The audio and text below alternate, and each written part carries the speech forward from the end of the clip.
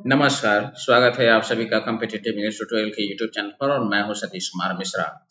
1 अगस्त को जो छठे राउंड के ई काउंसलिंग का रिजल्ट जारी हुआ है नामांकन के लिए सैनिक स्कूल में, उसमें बहुत बड़ी विसंगति देखने को मिल रही है। पहले तो सूचना मिली तो मुझे लगा कि ऐसा शायद लोगों को देखने में दिक्कत हुई होगी, लेकिन कल जब एक अभिभावक ने मुझे व्हाट्सएप करके और सारी डिटेल भेजी, तो ये बात मैं कन्फर्म हो गया कि सैनिक स्कूल सोसाइटी ने जो रिजल्ट जारी किया है छठे राउंड के ई काउंसलिंग के लिए, उसमें कुछ बच्चों के सीट एलोकेशन में गड़बड़ी हुई है। मैं ये तो नहीं कह सकता हूँ विश्वास के साथ कि ये इरादतन की गई है, लेकिन कहीं न कहीं कोई न कोई तकनीकी खामी ज़रूर है और उसके पुख्ता सबूत अब मिलने शुरू हो गए हैं। अब अगर जिनके साथ इस रिजल्ट में गड़बड़ी हुई है, उनको क्या करना चाहिए? तात्कालिक उपाय क्या करना चाहिए? अभी आपके पास समय है क्योंकि कल 4 अगस्त तक एक्सेप्ट या रिजेक्ट या फिर क्लोज़ पोर्टल करने का आपके पास समय है।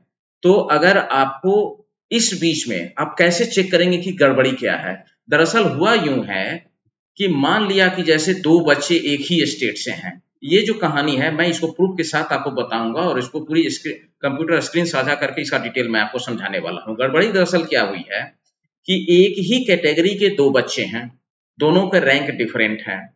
तो स्वाभाविक रूप से सैनिक स्कूल का जो रूल है, उस रूल के मुताबिक जिस बच्चे का rank all India merit list में ऊपर है, उसको पहले सीट मिलेगा। यहाँ जस्ट उल्टा हुआ है। उल्टा क्या हुआ कि कम रैंक वाले बच्चे को सीट अलॉट हो गया और ज्यादा रैंक वाले बच्चे को सीट अलॉट नहीं हुआ। आप कह सकते हैं कि सर एक स्कूल में तो ऐसा नहीं होगा, ये अलग अलग स्कूल की बात होगी। दरअसल ऐसा है कि ये दोनों ही बच्चों का जो मामला है वो सेम, मतलब दोनों के चॉइस फिलिंग में वह स्कूल कॉमन था।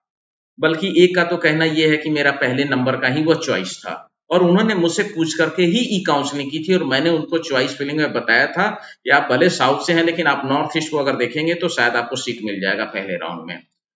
सॉरी, पहला नंबर पर अगर अगर उसको रखेंगे तो आपको सीट मिल जाएगा।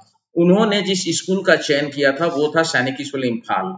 अब इसका डिटेल क्या है ये समझाने के लिए मैं आपको आगे की बात और बताता हूँ कि जिनके साथ ये गड़बड़ी हो गई है, तो बाकी के अभिभावकों को मैं कहूँगा कि आपने जिन सैनिक स्कूलों में, मतलब आपने जो 10 सैनिक स्कूल, नए वाले में चेक करने की जरूरत नहीं है, पुराने 10 सैनिक स्कूलों का जो आपने ऑप्शन दिया था छठे राउंड में, उन्हीं स्कूलों में जाकर के आप जो कट ऑफ गया है छठे राउंड का, उस कट ऑफ लिस्ट को एक बार चेक कीजिए और आप ये देखिए कि आपकी कैटेगरी में आपके स्टेट से जिस बच्चे का सिलेक्शन उन विद्यालयों में हुआ है, उनका रैंक आपके बच्चे के रैंक से कहीं कम तो नहीं है। ज्यादा है तब तो कोई बात नहीं है, लेकिन अगर कम है तो निश्चित रूप से ये चिंता का विषय है और ये अगर मास लेवल पर है, क्योंकि 2 की जानकारी मुझे एक व्यक्ति से कल मिली, तीसरी जानकारी मैं आपको दे रहा हूँ और उसका डिटेल भी मैं आपके साथ साझा करने वाला हूँ।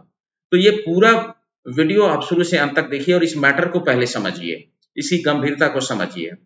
हुआ दरअसल यूं है, अब और एक बात और है जानकारी कि वेटिंग लिस्ट कब से आएगी। तो वेटिंग लिस्ट जब छठे राउंड के नामांकन की प्रक्रिया 14-12 अगस्त को खत्म हो जाएगी तब आएगी। लेकिन ये जो मामला अभी आ रहा है, अगर ये 3, 4, 5, 7 हो जाता है तो हो सकता है सैनिक स्कूल को छठे राउंड के ई काउंसलिंग के रिजल्ट को एक बार फिर से रिव्यू करना पड़ेगा।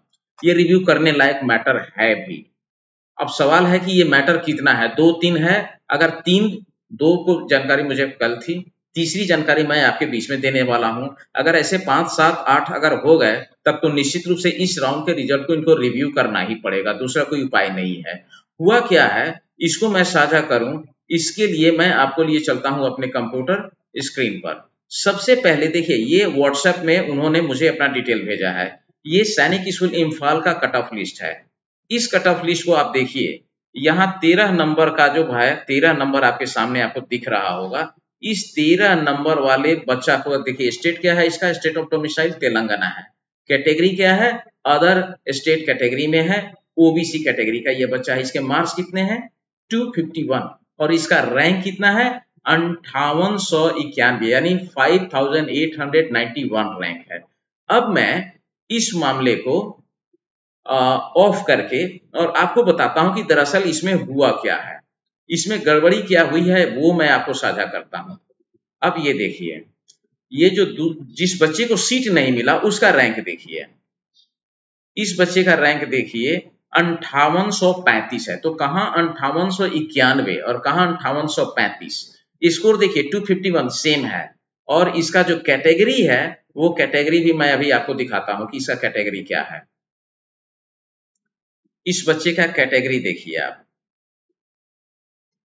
यहाँ देखिए ओबीसी एनसीएल, और ये बच्चा का जो स्टेट ऑफ डोमिसाइल है यहाँ दिख रहा है ये तेलंगाना, यानी ये दोनों बच्चे तेलंगाना के ही हैं। अब सेम स्टेट का बच्चा है दोनों, एक का रैंक है 5835 और एक का रैंक है 5891। 5891 वाले को सैनिक स्कूल इम्फाल में सीट मिल गया, लेकिन 5835 वाले को सैनिक स्कूल इम्फाल में सीट नहीं मिला। दोनों बच्चे सेम स्टेट से बिलोंग करते हैं, यानी तेलंगाना से। दोनों का कैटेगरी ओबीसी एनसीएल है।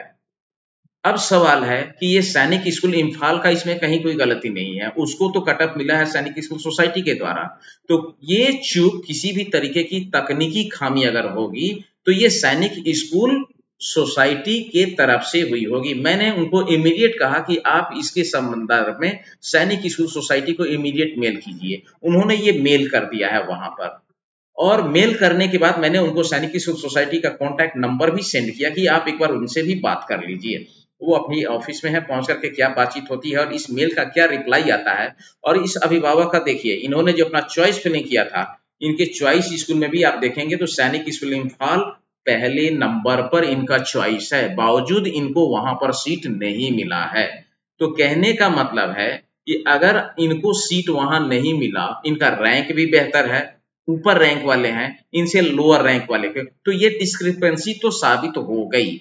अब अन्य अभिभावकों से मैं ये कहूंगा कि आपको करना क्या है। इसके लिए करना यह है कि आपने जो भी चॉइस फिलिंग छठे राउंड में किया है, उन्हीं स्कूलों के कट ऑफ लिस्ट को जाकर के आप चेक कीजिए और अपने बच्चे का रैंक देखिए, और जो रैंक वहां दिख रहा है आपकी कैटेगरी में, अगर आप जनरल वाले हैं तो जनरल में चेक कर लीजिए, एससी वाले हैं तो एससी में चेक कीजिए, ओबीसी वाले हैं तो ओबीसी में चेक कीजिए, और उन्हीं 10 स्कूलों के कट ऑफ लिस्ट को चेक करके आप ये सुनिश्चित कीजिए कि जिन बच्चे को सीट अलॉट हो रहा है उनका रैंक यदि आपके बच्चे से ऊपर है, फिर तो आप कुछ नहीं कर सकते इसमें, वो बिल्कुल सही है। लेकिन अगर लगता है कि आपका रैंक ज्यादा है और जिनके बच्चे का सिलेक्शन सीट अलॉट हुआ है उनका रैंक कम है, तब फिर आप सैनिक स्कूल सोसाइटी और संबंधित सैनिक स्कूल दोनों को एक ही मेल ड्राफ्ट कीजिए।